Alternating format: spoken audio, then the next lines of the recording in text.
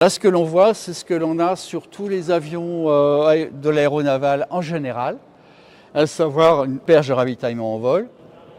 Ce sont des avions pour lesquels le ravitaillement est nécessaire en toutes circonstances, puisque dès qu'un avion revient se poser, il va faire un certain nombre de tentatives pour apponter, mais il doit avoir un carburant minimum, puisqu'il doit être le plus léger possible.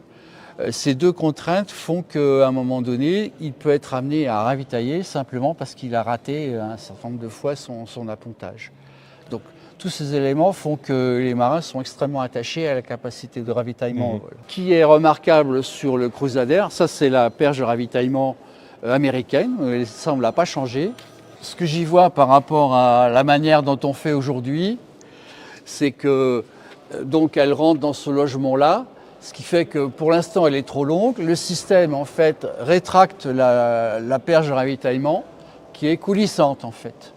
C'est le genre de choses qu'on n'aime pas en général, dans la mesure où on préfère, dès l'instant qu'il y a des fluides sous pression, on préfère toujours avoir des joints tournants plutôt que des joints coulissants. Donc ça, de ce point de vue-là, pour avoir des fuites, c'est l'idéal, si je puis dire.